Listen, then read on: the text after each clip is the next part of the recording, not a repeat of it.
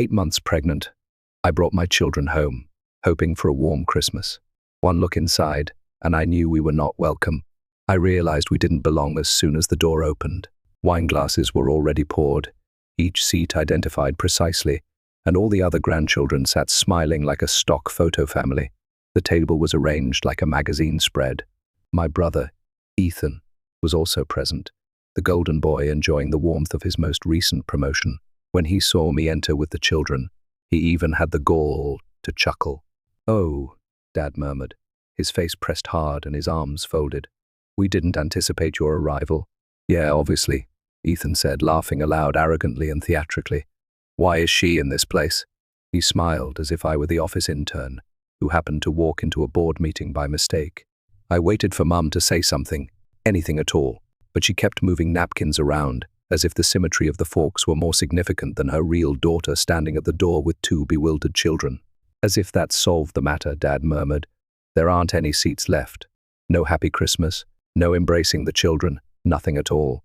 "Well, you can come in, but the kids will have to sit somewhere else," he said, sounding benevolent. At the table already were the other grandchildren, of course, Ethan's children. The grandchildren were the important ones. I tasted blood because I bit my tongue so hard. I didn't speak louder. I refrained from crying. Calm as ever, I simply smiled at Ethan. "I suppose I'm useless now that Ethan has a fancy title, huh?" Ethan gave an eye roll. "Helpful. Nobody requested your assistance. That's perfect." I took my phone out of my coat pocket. "Nice to know," I answered with ease. "That implies I will no longer be making mortgage payments." There was silence, as if I had turned off the lights on the Christmas tree. Dad's expression went cold. In fact, Mum stopped fiddling with her forks. Suddenly less arrogant, Ethan sat up straighter. "You're kidding," he said bluntly. I gave a headshake. "No, you seem to be well without me now. You are, therefore, on your own." I looked at my children. "Come on, we're heading home." "Wait," Mum said at last, her voice trembling. "Are you really going to leave?" I remarked. "You just said we weren't welcome." As I started to go toward the door, I said, "I'm paying attention." My younger sister, Lila, was standing in the corner. Just before I left, she remained silent. She simply stood there with her hands in her hoodie pockets, her eyes downcast, and her face etched with humiliation. I didn't let her stop me. Nobody did. It was a calm drive home, the kind of silence that crackles even when the radio is on. Grasping the present bag we were never able to offer, my youngest gazed out the window without a word. My oldest leaned his head against the seat. Even though he didn't yet have the words, I could see he understood what prevented Grandpa from wanting us there. My child requested in a tiny voice, "Why?" My hands remained solid on the steering wheel. I said, "Because some people lose the ability to be kind. However, we don't." We recall, belly first, Noah greeted us at the entrance. "How was it then?" I arched an eyebrow. "We arrived without an invitation." His jaw fell. "You're not serious." I gave a headshake. I then severed the cord. "No more mortgage payments. Let Ethan solve it." Noah blinked. "You actually did that?" I gave a nod. Directly before the Christmas ham. After giving me a long look, he just muttered, "Damn," and gave me a shoulder rub. I must admit, I felt lighter. No more guilt trips from Mum about how difficult things have been, and no more sporadic calls from Dad requesting a small transfer. My family only recognized me when they were broke, so I could finally sleep at night without worrying about whether they were draining my bank account. A week went by, then my phone chimed one night, just after midnight, once, twice, then 4 more times. I never even checked. I recognized the person already, Mom. I allowed it to ring. Noah groaned as he rolled over next to me. "She is tenacious." One more buzz. It was a message this time, but not from her, from Lila. "Pick up. It's serious." My stomach knotted. I made a call. Lila responded right away, breathing rapidly. "It's Dad. He has aches in his chest. Mom is going crazy." I sat up in bed. Did she make a 911 call? No. She gave me a call, then you. She did, of course. Lila paused. She started by trying Ethan. He didn't respond. "He hasn't given her a call since Christmas," she said. "Ever since his dismissal." I blinked. "Hold on, what?" Lila let out a breath. Indeed, he was fired. He was set up by a guy he believed he was dating, some sort of fraud. He could be sued. I sank back against the headboard. "Karma, eh? This year, it was quick and on time." "She would like you to attend," Lila said quietly. I shut my eyes. To be clear, I wasn't cold-hearted. However, it was difficult to ignore the picture of me standing in that hallway with my children gripping my coat and hearing that there was no space for us. I sighed. Nonetheless, I'll be there. I didn't let Noah stop me. Don't let them pull you back in, he said as he kissed my forehead. I arrived without a knock. With one hand on his chest and perspiration streaming down his cheeks, Dad was slumped in a recliner. It appeared as though Mum had been crying for hours. Panic was thick in the air. Thank God, she said, hurrying toward me. Your dad is having trouble breathing. Have you made an ambulance call? She blinked. I assumed you. I took my phone out. Really, Mom? The paramedics arrived quickly, hooked him up, and checked his vitals. One said, it's not a heart attack. However, his blood pressure is really high, caused by stress. I gave a snort, startling them. They removed him. Mom looked at me as if I were a lifeline while she stood there wringing her hands. She muttered, we need help. I gave her a direct look. No. She recoiled as if I had given her a slap. However, I didn't feel bad. For once, I was liberated. Have you ever watched someone drop a dish, watch it break, and then merely take a step back and blame gravity instead of picking it up? My family was like that. For 2 days following the hospital event, everything was oddly silent. No phone calls, no texts. Perhaps, I thought, they had accepted that I had finished, that what I said was true. Naturally, I was mistaken. Lila's appearance at my door was the first step. Dark circles, a pulled-up sweatshirt, and a habit of gnawing on the inside of her cheek, as if it owed money, made her appear as though she hadn't slept in days. She was carrying a rumpled envelope in one hand and stuffed the other deep in her coat pocket. I pulled the door open. Is everything all right? Explain okay, she murmured as she entered. The envelope fell to the kitchen table. Mum said that I kept my hands off of it. She said you would block her number, so she asked me to deliver it personally. Yes, I did. Lila let out a sigh. She is in a difficult situation. Dad is still being monitored at the hospital. They are unable to stabilize his blood pressure. When you try to support yourself with your children, and one of them eventually says no, that's what happens. Lila took a quick look at the infant crib that Noah and I had partially put together earlier. They assumed you would give in. Well, I said, they made a bad gamble then. She let the hammer fall. Ethan spent the money from the mortgage. I went cold. What? The final payment? The money I sent them? The mortgage was never paid. Ethan received it from them, she said with a nod. Mum told me that since he recently received a promotion, they offered him the money to help him advance. He went on a weekend trip with that guy, bought some furniture, and then everything fell apart. My stomach dropped. And now the promotion has ended. The man abandoned him, and he is also being investigated. The business believes he participated in a conspiracy to transfer funds using fictitious vendor invoices. However, it turns out he was only the fall guy. Of course, I laughed resentfully.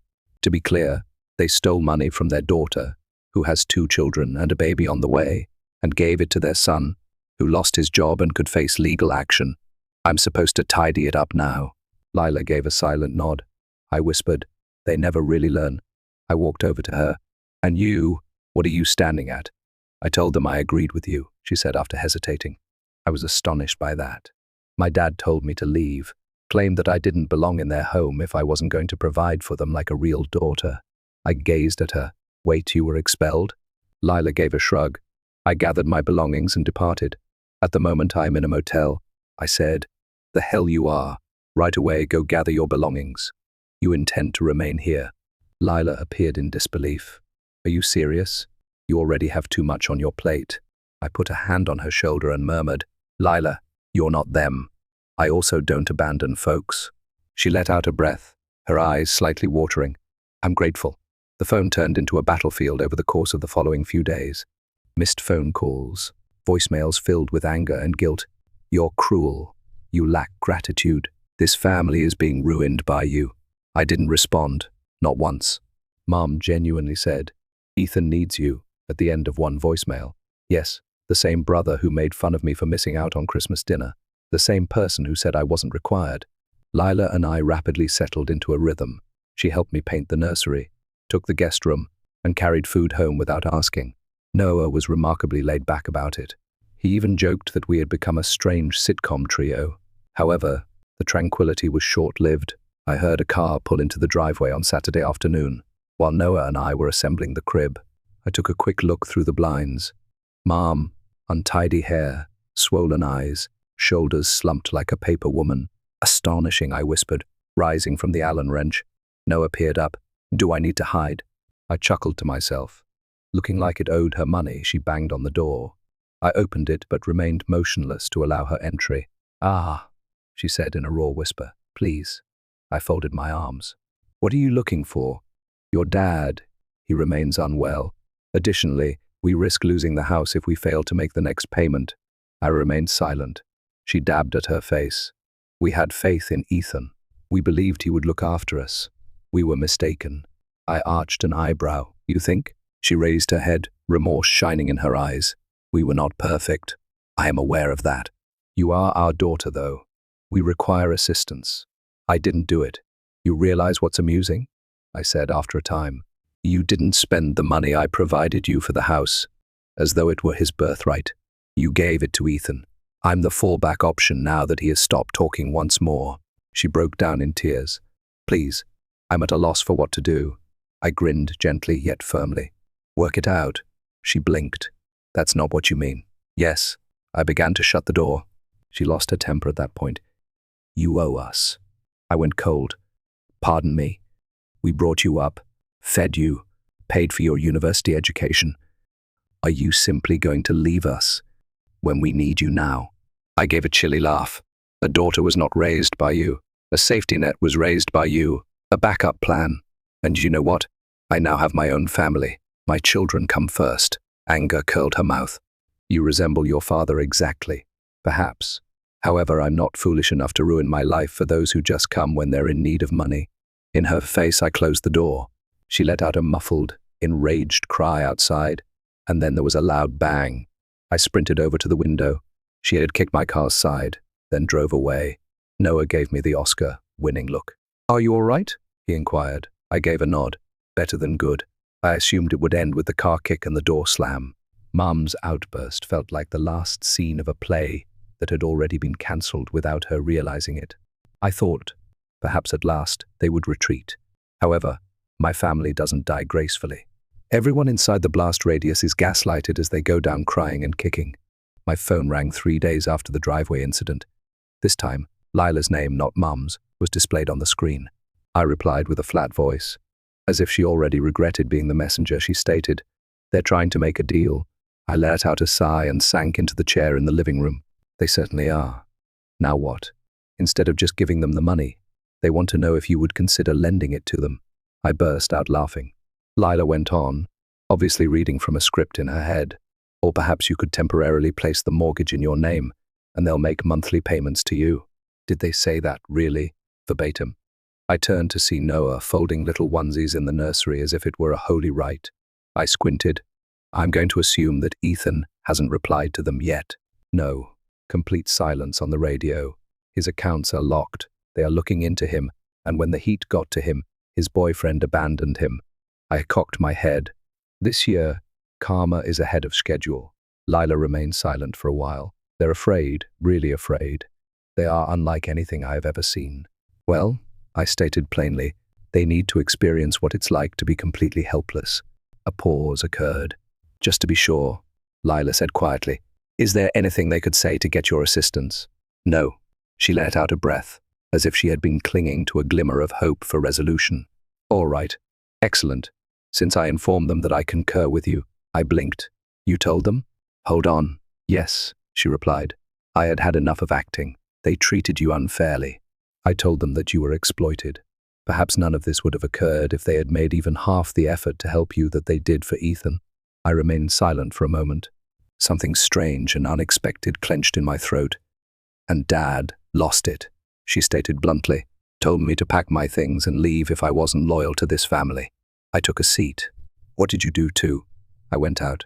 I grinned, simultaneously feeling pleased and protective. Well done, girl. I was hoping they'd realize they pushed too far. Lila went on. They would express regret. Mom attempted to call you again instead, accusing you of betraying them. I gave a sour laugh. They behave as though allegiance is worth money, as if simply because they gave birth to us, we owe them unquestioning loyalty. They're falling apart. The home, the money, Even the way they look at church. Everyone is aware of Ethan. They feel ashamed. Let them feel ashamed. And then there was a knock over the phone. Lila heard it. Was that? Glancing through the slats, I made my way to the entrance. Ethan. Oh, you must be joking with me. Would you like me to remain on the line? Lila made the offer. I grinned. No, this is the one I've been anticipating. I didn't bother to cover my face as I cautiously opened the door. Ethan had a terrible appearance, unshaven, cheeks that were hollow, wearing a pricey jacket that no longer suited his shoulders properly. Ah, he muttered in a strained tone. Can we have a conversation? I simply moved out of the way so he could enter without responding. He did not sit, stood there in the center of my living room, his eyes flitting about as if he couldn't stand staring at me for too long. I made a mistake, he began. I'm not joking. He flinched. They said that I was the reason you stopped helping. No, Ethan. Because of them, I ceased to assist. You were simply the last straw. He swallowed hard and nodded. I had no idea they had given me your money. They simply stated that they had put it aside. If I knew, I wouldn't have accepted it. I extended a hand. Don't tell lies. You usually take it, therefore. You would have taken it anyhow. That is how we differ from one another. You anticipate receiving a bailout. I anticipated surviving on my own. He winced. I am aware of my error. I lost everything, my work, my standing. I was taken advantage of by the guy I was seeing. Played me like a complete idiot. I shrugged and replied, I could have warned you, but at Christmas I was too busy getting treated like trash. He shut his eyes. I'm worthy of that. You do, damn it, right. Silence fell. I came to ask for help, he stated after giving me a serious look. I squinted. You're really brave. I'm not requesting money, he added hastily. I simply need somewhere to stay. Only for a short time, perhaps a week. I've been lounging on the couch, and I'm at a loss for things to do. I blinked slowly. After everything, do you really think I'm going to take you in? There is nowhere else for me to go. I folded my arms. You possess them, those who gave you thousands without asking, the people who consistently picked you over me. They expelled me. My mouth fell open. Hold on, what? He gave a resentful nod. I told them I couldn't help with anything financially after I lost my job, after the whole incident with the company, and Dad simply lost it. I was dead weight, they said, that he ought to have disconnected me years ago, then instructed me to get my belongings. I gazed at him. So, let me clarify something. The moment you received your promotion, they tossed me out, both financially and emotionally. They put all of their money on you, and they kicked you out when you failed. His jaw tensed as he nodded. They took advantage of me, similar to how they took advantage of you. I gave him a serious look. At last, you understand, I muttered. Dejected, he stood there. I'm not staying forever. All I need is somewhere to breathe. I looked back at my brother after glancing down the hallway where Lila was playing Uno with my children. All right, I replied. The couch is yours. No grievances, no expectations. I'll kick you out personally since you act entitled. He gave a quick nod. I won't. I promise. That evening, Ethan sat quietly on the couch as Lila cooked popcorn in the kitchen and Noah adjusted the baby monitor. He was curled up with a blanket and had a look of humility on his face that I had never seen before, and I realized for the first time that I was no longer angry. I had just finished. I'm done being the backup, holding all the others together. I'm done acting like self-respect was more important than blood. It was also pleasant. 3 months. That is the amount of time that has passed since I last spoke with my parents. No voicemails that make you feel guilty, no 11 OPM crisis, no drive-by drama, nothing but quiet. And the beauty of that silence is beyond description. It's quiet in my house now. Lila's still here, but only temporarily. She's been saving up for her own apartment and already has a spot in mind. Ethan. He stayed for almost 2 weeks.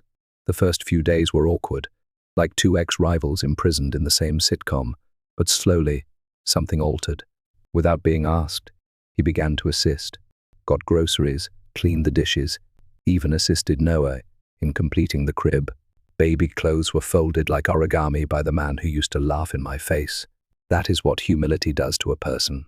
One peaceful morning, he promised to call and left a thank you note. Strangely enough, he kept it. I get a text about once a week. Occasionally, it's just a meme, a check-in at other times. Although we are not close, we are now honest. That's a beginning. And me? I can breathe more easily. The baby will be born any day. Being a big sibling is something my oldest talks about as if it were a promotion. Noah has never been more thrilled and worn out. I've made our house a haven for recuperating siblings, he quips. Perhaps I have, and perhaps that's all right. Something I didn't anticipate. They are not missed. Yes, I do miss the thought of them. The idealized portrayal of parents who love unconditionally, don't keep score, and wouldn't dump their daughter as soon as a more attractive model appeared. However, the authentic versions, the ones who repeatedly selected Ethan, who viewed my assistance as a duty instead of a favor, no, I don't even miss them. One Saturday afternoon was the lone true surprise when an unknown automobile drew up to the curb. Lila and I were enjoying some lemonade on the porch while assessing the neighborhood's gardening. A female emerged, older, slim, anxious energy. Lila froze next to me and said, "Mom, really?" I whispered. I believed we were finished. Slowly, as if expecting the ground to turn away, she ascended the trail without a grin or a greeting. I stood with my arms crossed. "Ah," she uttered, dry and strained voice. "I must speak with you." "I don't believe you do. If it weren't important, I wouldn't be here. When I needed you, you were never there." She took a swallow. "Your dad is still ill. According to the physicians, stress is to blame. He is unable to stabilize his blood pressure. Our mortgage payments have been past due, and Ethan," her voice trailed off, "he's not returning." I gazed at her. In a whisper, she said, "We gave him everything. Every penny we have saved, our whole trust. We thought he would look after us." "You had faith in him," I clarified, "not in me." She gave me a frantic look. "We did something wrong." "No, Mother, forgetting to send a birthday card is an error. There was a pattern to everything you did." Her eyes filled with tears. "The house is going to be lost." I gave a shrug. "It sounds familiar." Her mouth quivered. "Are you truly going to let us disintegrate?" "You did already," I responded quietly. Shuddering, she took a step closer. "We require assistance." I gave a headshake. "You must assist yourself, similar to what I have been doing for years." She gave me a blink. "So that's it? Are you finished?" "As soon as you informed my children that they would not be seated at your table, I was done." That was like a kick to the stomach. She inhaled nervously. "You were raised by us." "No, expectations were raised by you." "Yes, you fed me. I was housed by you, but you made me into an ATM with a heartbeat the moment I was able to breathe on my own." Her voice changed. "You're being mean." I chuckled. "It's funny. I used to believe that you only called when the rent was due and ignored my birthdays." She parted her lips to retaliate, then shut them. It was visible to me, that little flash of insight. She was unable to deny that glimmer of reality. With composure and finality, I said, "I hope you figure things out, but I'm no longer your answer." I pivoted to enter. She took hold of my arm, one final desperate shot. "We are your family." I gave her a stern, unflinching stare. "No, this residence is occupied by my family. You are merely a former debtor of mine." I withdrew and went back inside. She didn't follow. A couple of days later, Lila entered the kitchen with her phone in her hand. "You know what?" she said. I arched an eyebrow. The house was put up for sale. I blinked. That quick? I suppose they had no other choice. I remained silent for a while. I just stirred my coffee. "How are you feeling?" she inquired. "Free," I murmured. I meant it too. I occasionally ponder, what would have happened if I had simply continued to make payments? If I had remained cheerful over yet another Christmas meal with my children seated at the foldable table and Ethan receiving the centerpiece? If I had told myself it wasn't so horrible and ignored that gut punch moment? However, I didn't. I got to my feet, and they were the ones left in the cold for the first time in my life.